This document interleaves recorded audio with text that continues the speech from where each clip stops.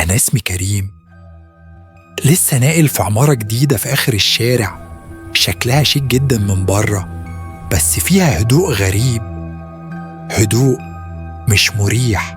أول ما دخلت العمارة لقيت موظفة الاستقبال قاعدة ورا المكتب بتبتسم لي ابتسامة شكلها عادي، بس في حاجة في نظرتها كانت مش مريحة.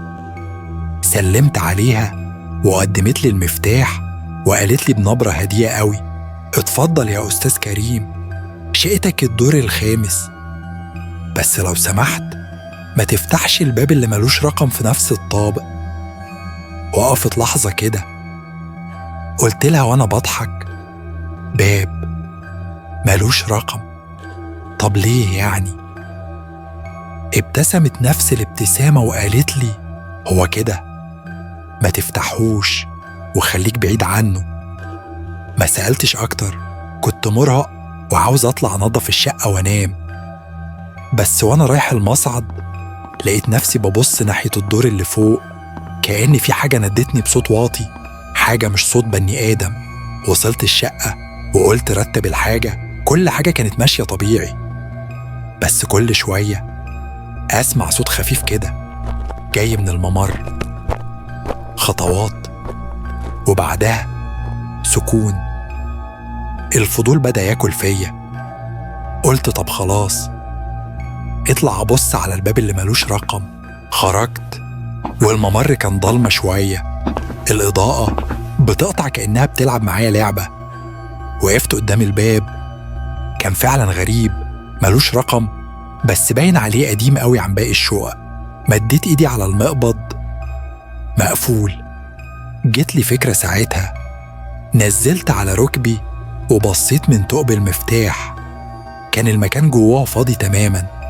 بس بعد ثانية شفت ست واقفة في الركن، وشها ناحية الحيطة، شعرها أسود طويل جدا وبشرتها شاحبة كأنها ورقة.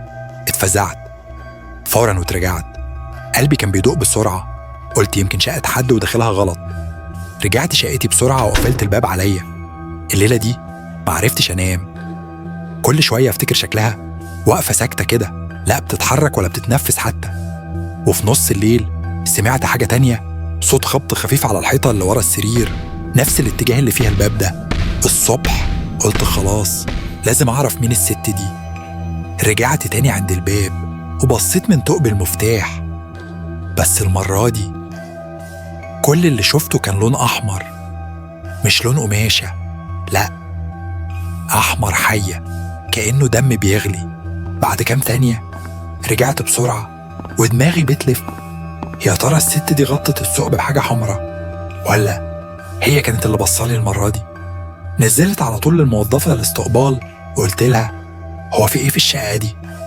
مين الست اللي جوه؟ بصت لي بنظرة تقيلة جدا وقالت لي: انت بصيت من الثقب مش كده؟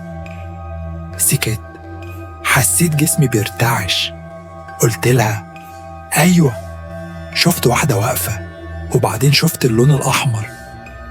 اتنهدت وقالت لي بهدوء: كنت هقولك ما تبصش بس خلاص لازم تعرف. وبدأت تحكي لي القصة. قالت إن من سنين كان في زوج ومراته ساكنين في الشقة دي، الناس كانت بتقول إنهم غريبين جدا، قليل ما حد يشوفهم، دايما الشقة ضلمة ومفيش صوت. بس في ليلة اتسمع صوت صريخ رهيب، ولما الجيران كسروا الباب لقوا الراجل قاعد على الأرض مبتسم ووشه كله دم، وجنب الحيطة كانت مراته، وشها ملزوق في الحيطة، شعرها مبلول دم وعينيها مفتوحة. من يومها محدش سكن الشقة، بس كل اللي حاول يقرب منها بيحصل له نفس الشيء، اللي يبص من الثقب بيشوفها، واللي يشوفها هي كمان بتشوفه. رجعت شقتي وانا حاسس ان في حاجة ورايا، دخلت وقفلت الباب، بس وانا مايل على الحيطة سمعت الهمسة دي: كنت بتتفرج عليها يا كريم؟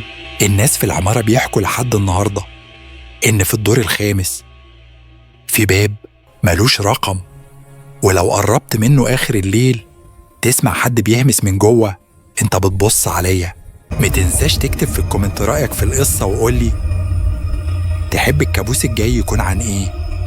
لأن كل كابوس جديد بيبدأ من تعليقك.